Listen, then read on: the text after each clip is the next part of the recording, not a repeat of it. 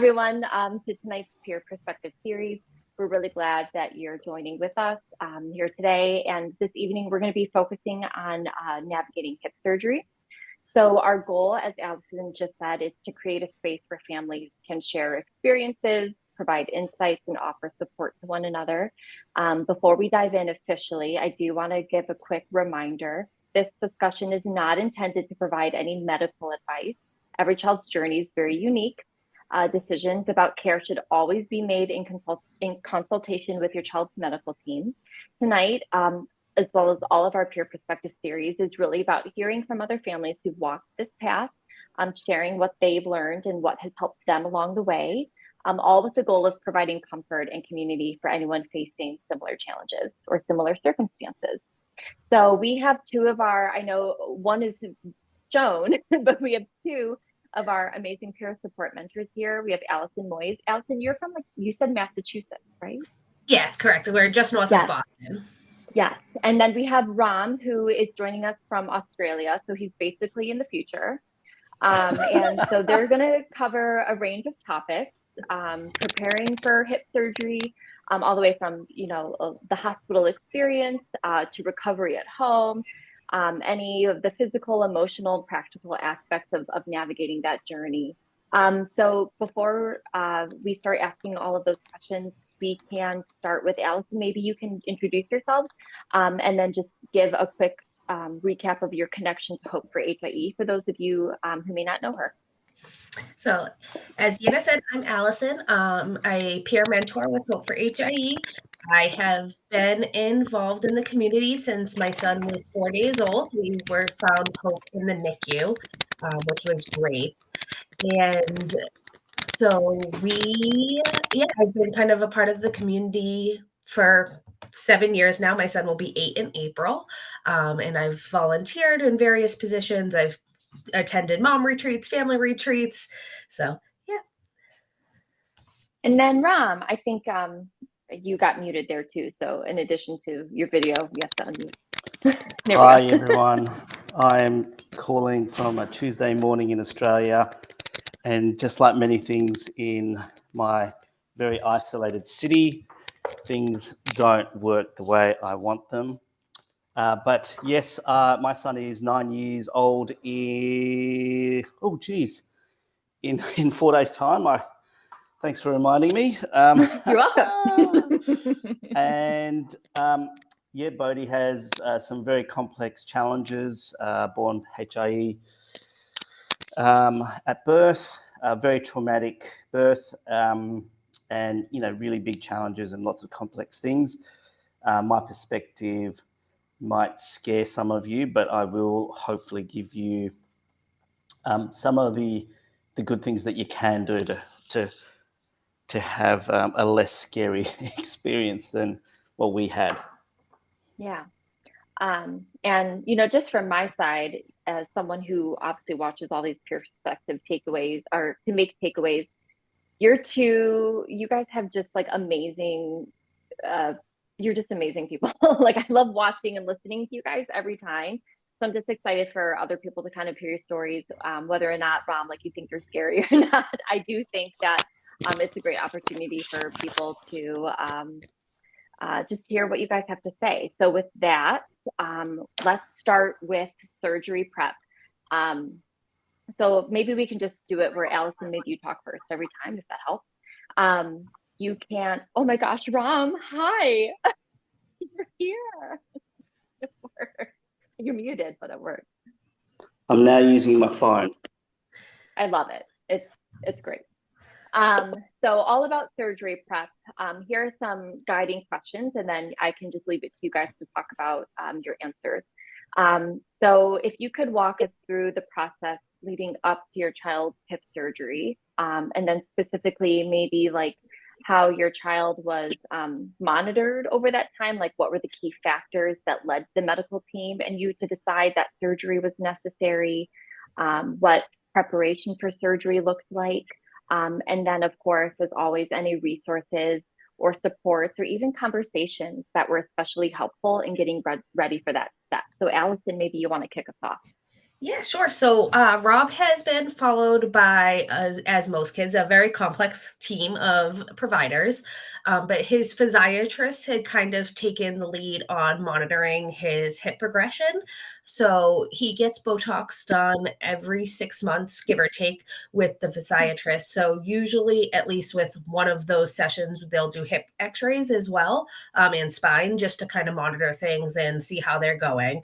He started those probably about 18 months, I think, or maybe a little after 16 months, 18 months. He was pretty young when they started monitoring him.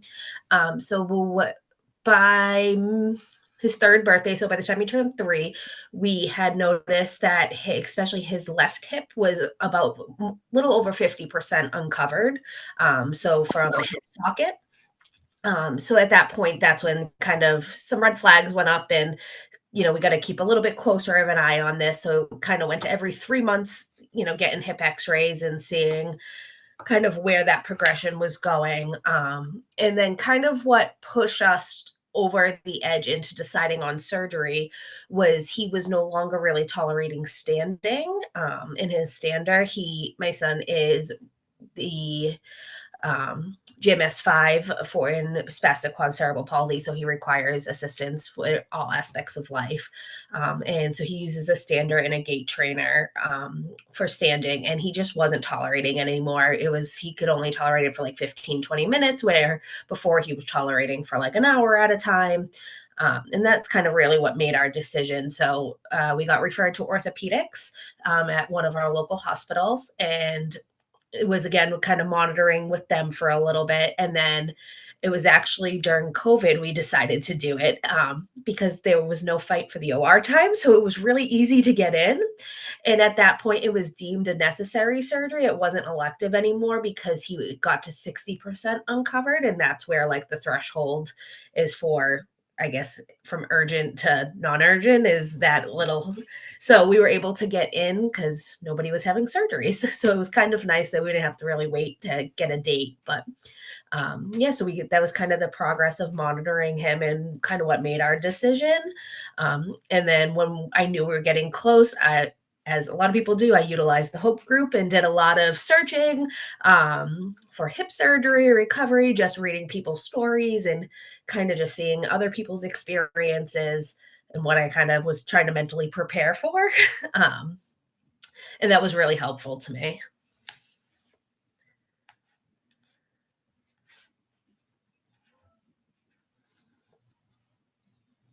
There you go, Ram. You just have to unmute. You have to unmute.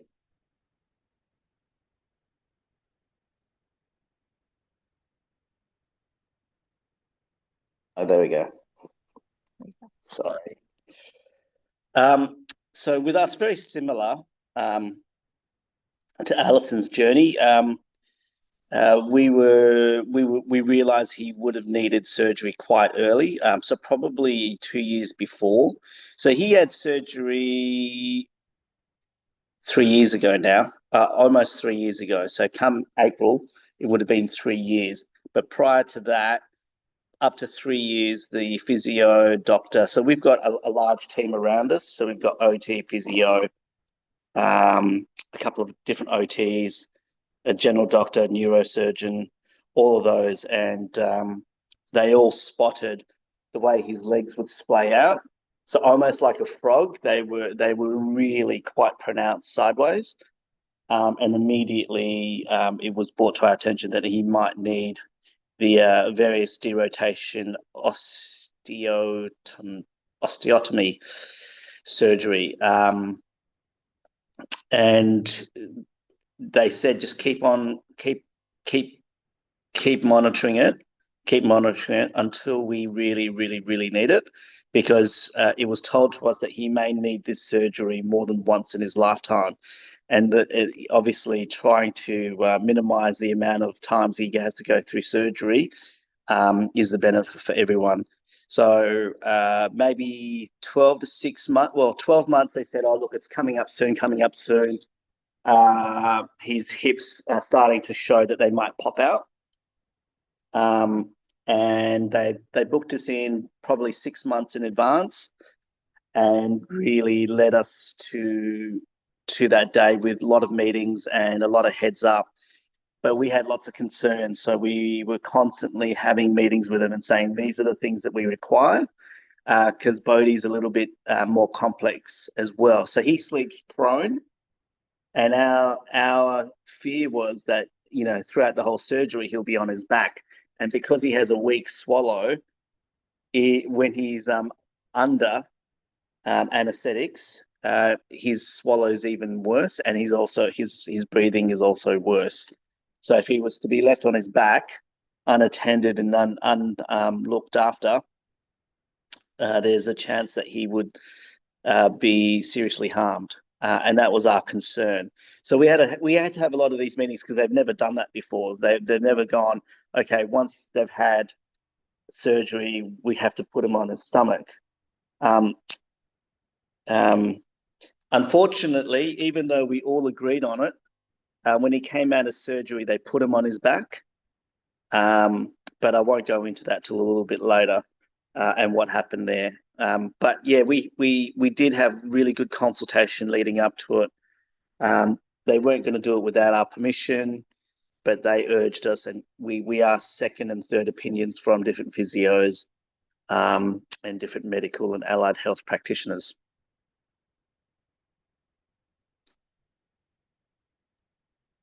Thank you. In terms of the surgery experience itself, couple of things that we have in our discussion list. If you could share kind of what that experience, surgery and hospital experience looks like for all of you. In addition to any other details about the surgery, were there any specific tips, advice, or resources you wish you had known about beforehand that could have made that process smoother? How did you manage any of the emotional or practical challenges of being in a hospital with your child during that time? So if you could kind of take us through that aspect of this journey, that would be great. Allison, if you want to start. Yeah, so kind of leading up to the surgery, like I said, I had searched the Facebook groups a lot. So I tried to like prep with all items I was going to need at home beforehand. So we bought a big bean bag to give him some extra positioning because my son was going to be in a spica cast. And every child's different with their, casting, bracing afterwards. But for us, he was in a spica. So we went in for surgery and we knew ahead of time that it was at least going to be a few days in the hospital. We were anticipating probably around 5, but knowing my son, we always anticipate a couple extra days. So we ended up being there a week. Like I said, this was like June 2020. So it was height of COVID restrictions. So we kind of just were hunkered down in that one room for a whole week, but they were great and brought us in food. And, if we wanted food delivery, a nurse would run down and grab it for us. And they were really awesome because they knew it was unprecedented times, obviously. So we were in the hospital for a week. The first 48 hours, especially, was a lot of just pain management, definitely heavily sedated, trying to keep him comfortable. And then, I think it was by day 5, they got him up into a wheelchair. It could not be the wheelchair we had at home because it wasn't wide enough with the spica. So we had to get a rented wheelchair. It was like an adult size wheelchair and used lots of pillows to help with positioning.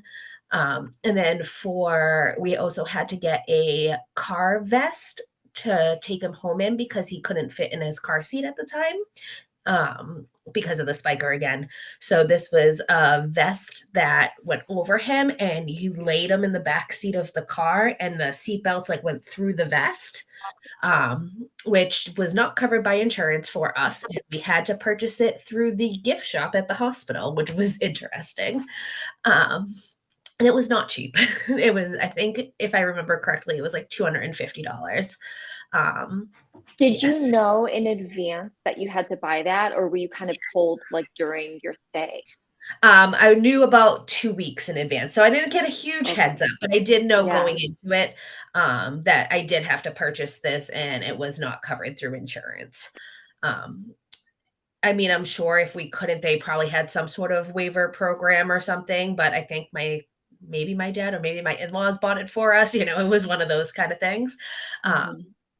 but I was petrified to drive him around in that. I'm not gonna lie. He was 3 years old, and I had him lying flat across the back seat in this contraption with pillows shoved around him to keep him comfortable. So we did minimal driving if we had to, unless we had to go out. But we couldn't either go home from the hospital till we had that wheelchair in place and the car seat situation figured out. Once getting home, we definitely say the heavy course of rotation of Tylenol and ibuprofen, especially for the first like 2 weeks once we were home. One thing that I learned in the group, and also that the doctor gave me the heads up with the spica cast, you can't use typical size diapers because of the way the cast is.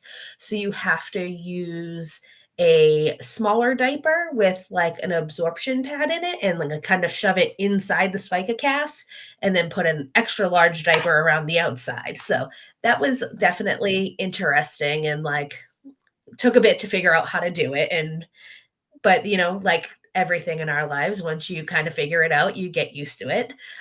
My son was in a spica for 6 weeks, so I feel like after the first 2 weeks it was like no big deal, it was second nature again, and like lifting him in the spiker and everything, I would say definitely like after the first 2 weeks it was, got used to it, it was fine.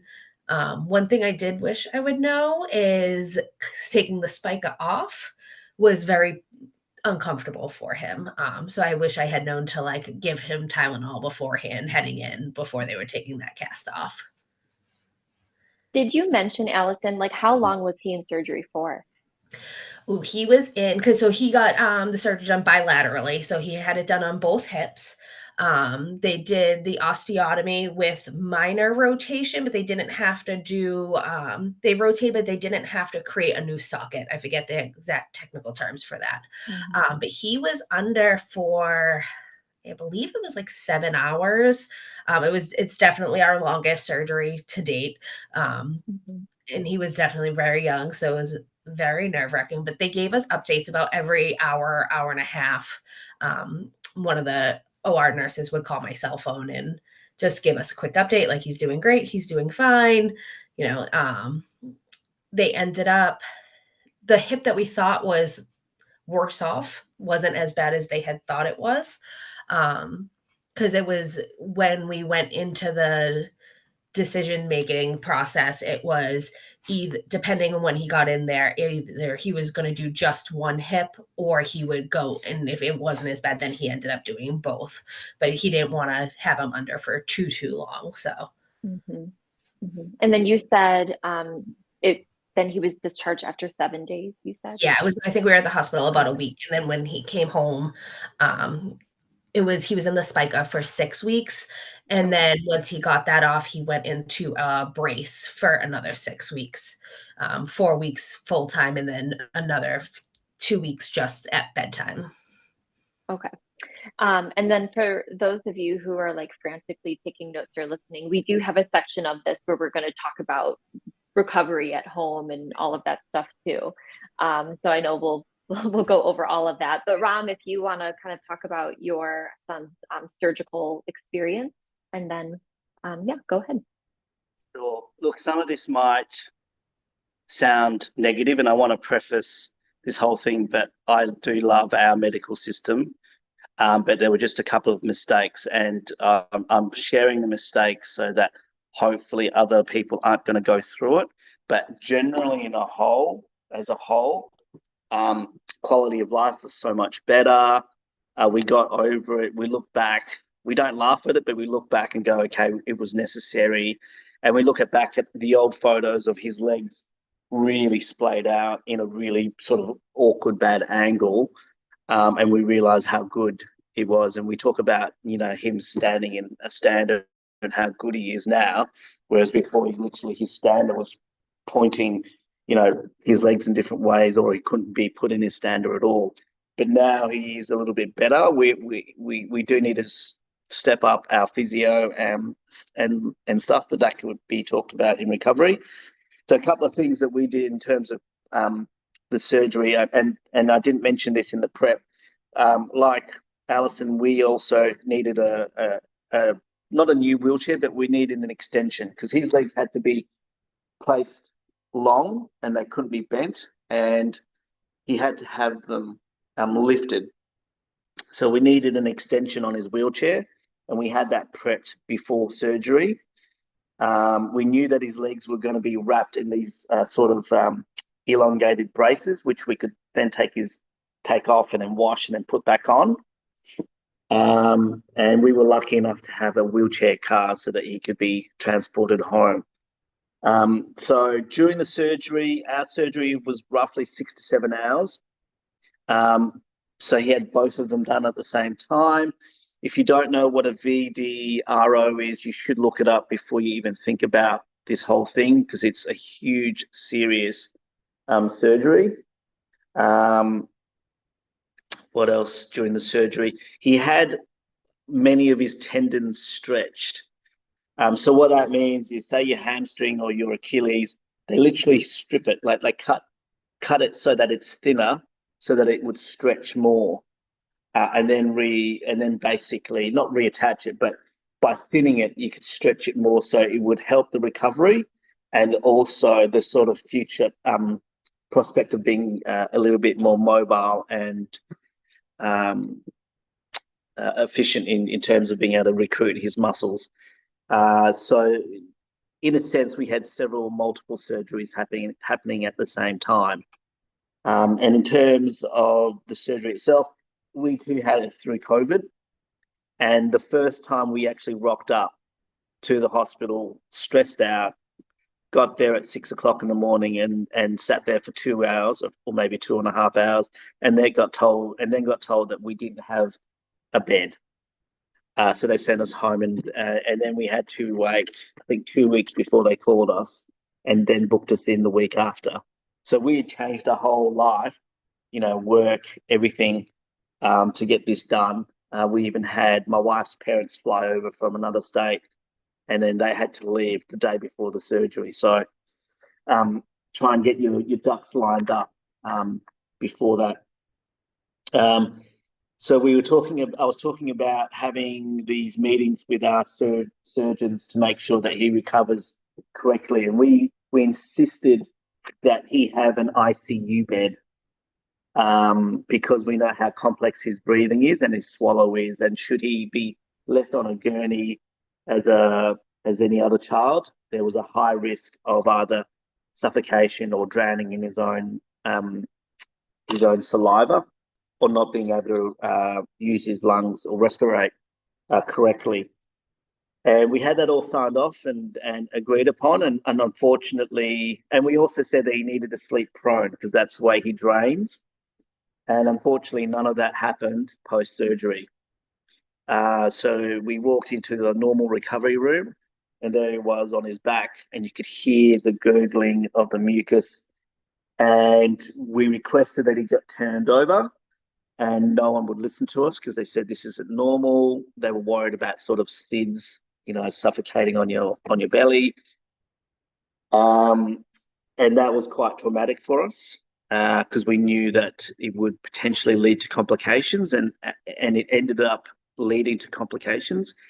The next day or the day after, he had a lung infection, and not only was he struggling with his multiple operations from his hip down to his feet, he was also having trouble breathing. So he had to go on high flow. He was on heavier medications.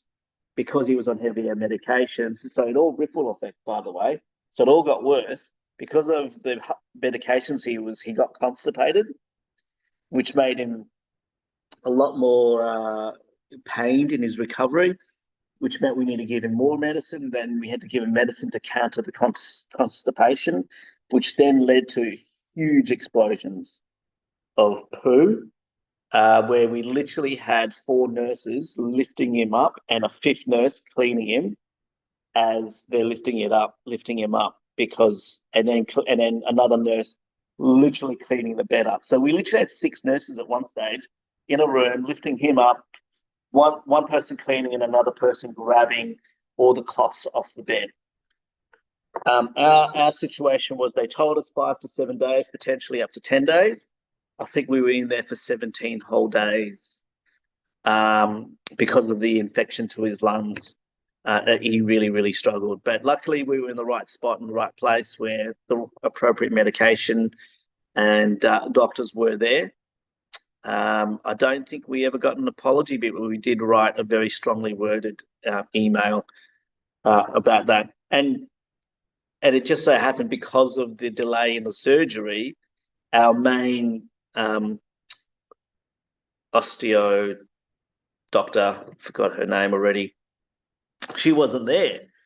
So we had to have her other doctors around her. But in saying that, like, tips on sort of post-surgery or just at the surgery is just know that something could go wrong and have those ideas pre-planned out and your solutions preset so that you can go straight to them.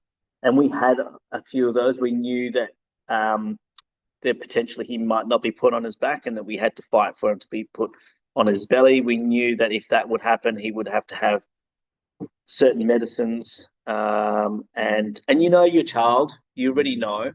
And the one thing you should definitely remember is you know your child better than any surgeon, any doctor, any nurse, any allied health service. So if you think something's wrong, mention it. And because we mentioned it, we were able to recover a little bit better, we believe. Yeah, that's a great, you did warn us. You did say that there were complications involved, but and as disheartening it is to hear that a lot of that stuff happened, I know that, like you said, just repeating some of those mistakes is helpful for some families to hear, because now they can think proactively about things that can go wrong, like you said, and plan accordingly. If we could move more into the post-surgery kind of recovery stage, some guiding questions that I have that you could speak to include just overall what the recovery process at home looked like after your child's surgery, after they were discharged, what pain management looked like and how you approached that, if and how and when any type of therapy became part of the process, whether that was introduced in the hospital and continued at home, or et cetera. And then just any ways that your day-to-day life was impacted, or just changes in your routine that you remember that you think would be helpful for other families to hear. So Allison, we can begin with you again. Yeah, so I already touched on some of this, but so for us, pain management looked like, the Tylenol. I think we actually did naproxen, not ibuprofen, but, pain management around the clock, especially for the first couple weeks. And then, we kind of did the slow wean, every 8 hours instead of every 6 or every 4. And then it kind of kept weaning from there until, I think after 2 weeks, he was completely off of all pain medication. But our day-to-day, like I said, it was 2 weeks of learning and figuring out how to change with the spiker, especially with some explosions, like Rob said. It's, especially the spica cast, you can't take it off, so you have to be really careful. And if it gets wet, you have to go in and get it changed. And so it's definitely a big learning process. Bed baths became our best friend. We use a lot of wet ones, and I bought kind of the same thing they have in the hospital, the wipes that are meant for bed baths. I bought a bunch of those, the head caps, because real baths were not in his future for at least 6 weeks. So that was definitely a huge change. Not being able to use his regular equipment that we have at the house. So his regular wheelchair, his regular activity chair. We couldn't use any of that. So we relied heavily on a beanbag and lots of pillows. He spends a lot of time in bed or on the couch. Again, positioned with pillows because he had to have his feet up. And kind of similar to what Rom said, if he was laying flat, we have respiratory issues that can happen. So having to, keep his head propped up, but also his feet propped up, and kind of playing that game of back and forth. But like I said, after 2 weeks, it kind of became second nature. We definitely left the house not as much as we typically did. He had his surgery done in June, so it was very long summer spent in the house. And so we couldn't, he couldn't do his typical swimming or anything like that, but it was definitely worth it in the long run. Like I said, we definitely wish I would have given Tylenol the day they took the spica cast off. It was definitely more painful than I had expected. And then he got put in a brace for some time period after that, but that's also when PT started. So it was like after that 6-week mark, he could go back and we could take the other brace off slowly. It was definitely a very slow process of just like stretching, range of motion, just getting him used to being out of a brace for a little bit, and not having that extra support. And therapy lasted probably at least a year just for the hip surgery. And then our therapy center does, like, they call it like cycling therapy. They'll do like for a couple months and then you take a couple months off and then you go back for a couple months. But it was a solid year of therapy before we took any time off. And you said that therapy started after he got his cast off around 6 weeks? Yeah. Got it. Okay. Ram, if you want to share your experience. So when we finally got home, we were on the heavy meds, but that tapered off very quickly. So we were given a lot of leeway on controlling the pain. So we were given all sorts of drugs, and from oxy to clonidine to gabapentin, and basically we would alternate, so he wasn't consistently having, say, oxycodone or the same or clonidine.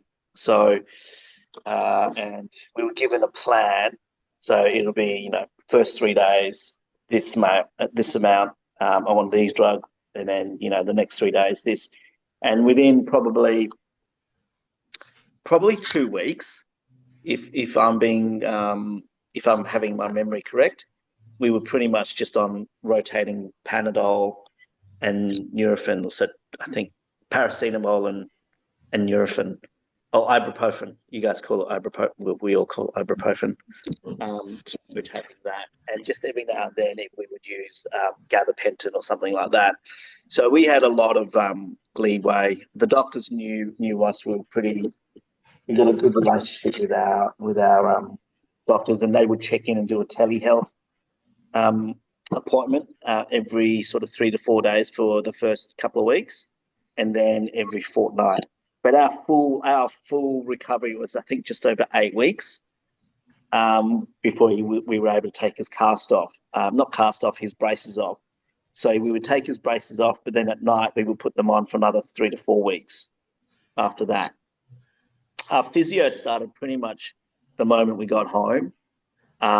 In fact, we were pretty much given heads up of what to do.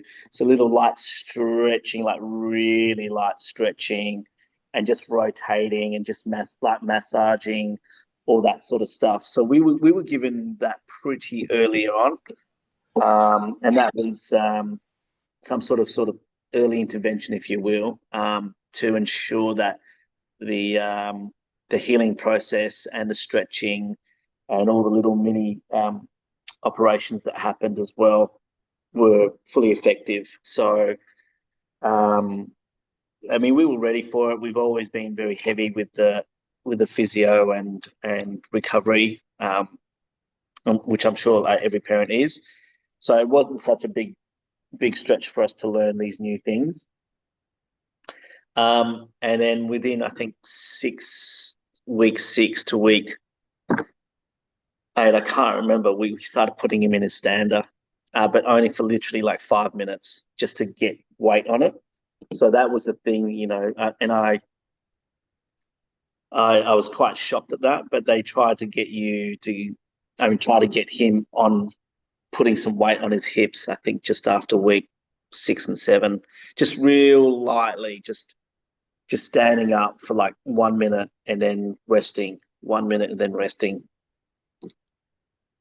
that sort of stuff. What else can I tell you? Just be prepared as well. You'll have those ghost pains, or just these pains that just come out of nowhere when they're asleep. Obviously, because their whole legs being cut in half and sewn back on. So there will be some of that pain that comes through, and he had that for up to 3 months, really. Even when he had his cast off, his braces off, but they weren't unmanageable or anything. Just giving you that heads up. Don't tackle any big projects if you need a lot of sleep in the ensuing couple of months. Just know that you're gonna at least rotate if there's 2 of you, where some of you have to stay up all night. I'm sounding really negative. I'm not. No, I don't think so. I think that this is helpful information. I don't think it's coming across as negative at all. I do think that is a really good segue into kind of our last section, which is just any helpful information, any other tidbits of advice, things that you notice that you think other families would benefit from, that would either help with the prep or recovery from a hip surgery or a similar surgery. So I know that Ram, you said a couple. Allison, are you reminded of anything that you can think of? Just kind of what Rob said. You just know it's going to be a very long process and sleepless, especially for the first month of surgery in the hospital, the first couple weeks home. If anyone has access to home nursing, I would definitely suggest utilizing that during recovery. It's manageable. I mean, it's just like everything else we do. It's just something else to tackle. It's definitely on the tougher side, especially because it's just so cumbersome. It's a long procedure. It's a long recovery. They need a lot of assistance in recovery, regardless if your child has mobility to start or not, because they're pretty laid up for a long time. One medication I forgot to mention that we also utilized was Valium a lot, because of those in the middle of the night muscle spasms. That definitely helped with that. There's also I didn't realize this going into surgery, that there is a potential, obviously, like Ram said, for something to go wrong. For with my son, one of his legs got over rotated slightly. So now it kind of is a little too far in one direction. But things happen. The doctors have to kind of take a best guess as they're rotating in there. So just, we've talked with orthopedics in the future, because he is one that will probably more likely than not have to have this surgery again as he gets older. So we, just talked about in the future trying to correct that, if they end up having to do surgery again.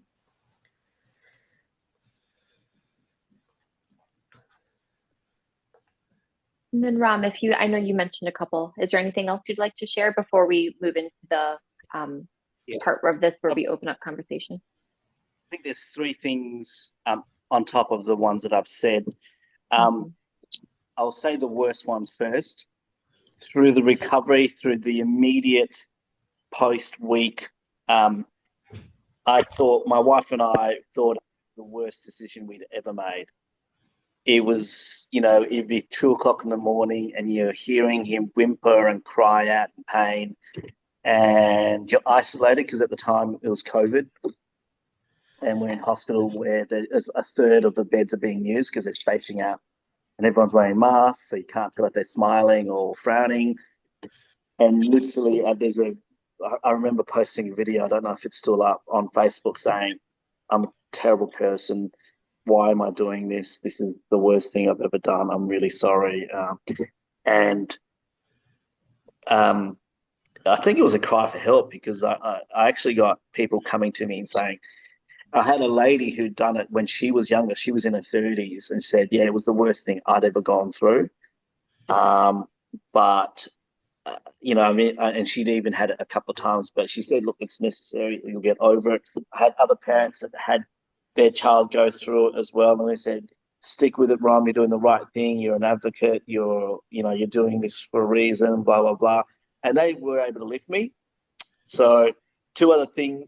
So that was the second one, is reach out. Find out if a parent that has gone through it, so that when you're going through that really bad negative space, reach out and go, I need some help. I need someone to give me a pep talk.